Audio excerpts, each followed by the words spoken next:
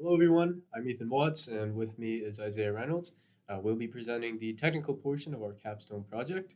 Our team was tasked with designing a replacement for an existing bridge, along with improving roadway safety and overall drivability. The presentation focuses specifically on our roadway design decisions. So our project is in Lincolnville, just northwest of Camden, along Route 235. To get accurate information about the site, we reached out to the Maine DOT, who provided us with survey data shots collected in 2024. We imported this data into OpenRoads Designer and used it to measure, estimate, and develop our roadway design. Our primary roadway on Route 235, known as Hope Road, is classified as a minor collector road. It has a factored annual average daily traffic of around 3,000 vehicles per day as of 2025. It has two 10-foot lanes with about 2-foot shoulders and has a posted speed limit of 40 miles per hour. This road includes the bridge that crosses over Wiley Brook, which is being replaced. Moody Mountain Road intersects Hope Road and is classified as a local road. It has a factored AADT of around 600 vehicles per day as of 2023. It has two lanes that are about 10 feet wide with no marked shoulders and also has a speed limit of 40 miles per hour. In addition to Wiley Brook, several other site features influenced our design. These include adjacent properties and a private road, Wiley Neck Road, which has a 15-inch corrugated metal pipe culvert beneath its entrance. There is also a catch basin on the northern side of the Moody Mountain intersection that drains into Wiley Brook. Based on our analysis, the existing roadway has three primary elements for improvement, which are the horizontal curve and the vertical sag curve on Hope Road, as well as the Moody Mountain intersection. We will be presenting our proposed design in two parts, which are proposed horizontal alignment improvements followed by proposed vertical profile improvements. We began by analyzing the horizontal alignment of Hope Road. Using a previous 2008 redesign plan, along with the current survey data, we recreated the roadway geometry in OpenRoads Designer. We found the existing curve near the bridge and Moody Mountain intersection has a radius of 485 feet and a length of approximately 184 feet. Using AASHTO Table 3-7, we assumed a 6% superelevation, as this is the maximum value corresponding to a 40 miles per hour design speed and a curve radius of 485 feet.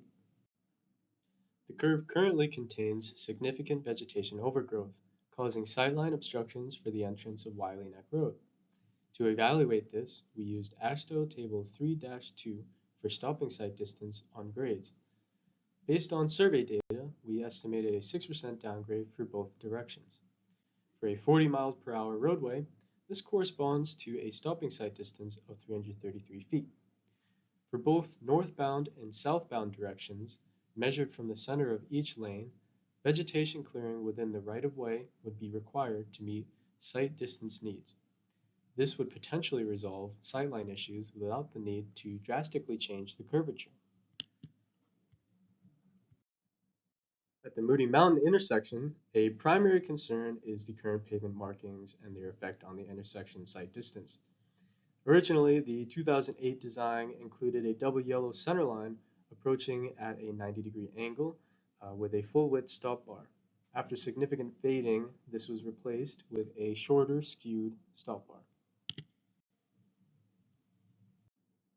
We determined this striping encourages cars to approach at approximately a 72-degree angle, which we measured in ORD by utilizing the survey shots and setting the alignment to be perpendicular to the stop bar.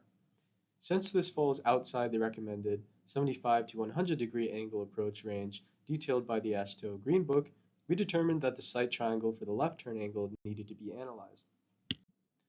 Using AASHTO Table 9-7 for a 40 miles per hour roadway, we applied the required intersection sight distance of 445 feet for left turn movements. The departure sight triangle requires dimension A1 to be at least 14.5 feet from the edge of pavement plus the distance to the center of the opposing lane. This analysis indicated that the neighboring hill could partially obstruct sightlines, although the impact may vary depending on vehicle type. So we drafted multiple preliminary designs to tackle the stopping sight distance concerns on Hope Road, as well as the intersection approach angle and sightline concerns for Moody Mountain. These designs included either shifting Hope Road and or Moody Mountain left or right, as well as modifying curve radii. The limiting factors in our design included avoiding impacts to the surrounding properties and the wetlands on the eastern side of Hope Road. We also have a budget of about $2.5 million, so we found it wasn't feasible to drastically change the alignment, since along with the material costs, new land parcels would need to be bought. To balance our constraints with our concerns, we designed the Hope Road curve with a 600-foot radius, slightly shifting the Moody Mountain approach. This increases the curve length to approximately 230 feet and, combined with vegetation clearing within the right-of-way, resolves sightline issues at Wiley Neck Road. The 600-foot radius also exceeds the minimum 533-foot required for a 40 miles per hour design at 4% superelevation, allowing us to reduce superelevation from 6% to 4% to provide a smoother transition to a normal crown while maintaining similar drainage patterns. Additionally, by shifting the intersection over, the potential sightline obstruction of the neighboring hill at Moody Mountain would be completely cleared. We also chose to restore a striping plan at the Moody Mountain approach similar to the 2008 striping plan, with a double yellow center line spanning 600 feet back and including a full-width stop bar. This follows an alignment that ties into Hope Road at an ideal 90-degree angle. A right or left turn arrow was also added to clarify to drivers that the lane is a single lane due to the width of the exit and to ensure drivers are aware that the stop is present in adverse conditions.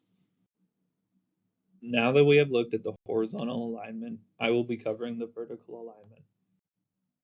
The vertical curve located north of the bridge was analyzed using target values for stopping sight distance and rate of vertical curvature. Stopping sight distance was calculated at 326 feet with a K value of 49. As seen as the AASHTO table on the left, both pass required values for a 40 mile per hour road at 305 and 44 respectively. Because the values exceed minimum requirements, no changes were made to the crest curve.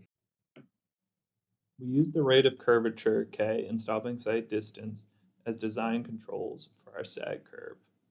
The rate of curvature on the existing road is 15, and the stopping sight distance is 184 feet. Based upon AASHTO guidelines summarized in the table seen on the left, the existing curve is not adequate. To have an adequate K and stopping sight distance, the curve would have to be increased by 4 feet at the low point. Raising the road to 4 feet poses logistical concerns. Wiley Neck Road would have to be raised by about 1 foot, causing a steep grade change and decreasing the visibility. A 4-foot elevation would also mean that the box culvert design would have to be widened due to grading, increasing the cost. After consulting with the client, they suggested that the 4-foot raise is too much for the scope of this project.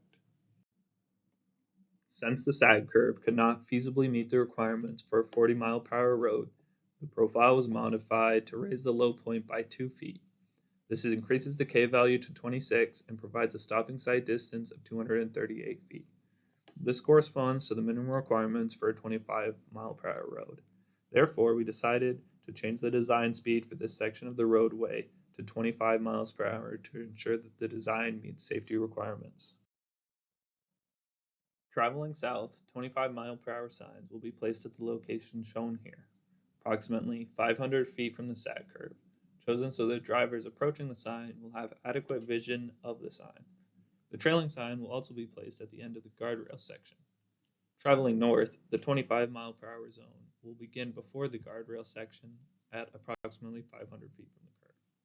The trailing sign will be placed at the end of the horizontal curve. This concludes our technical presentation. Thank you for listening, and we look forward to discussing the project at the Q&A session.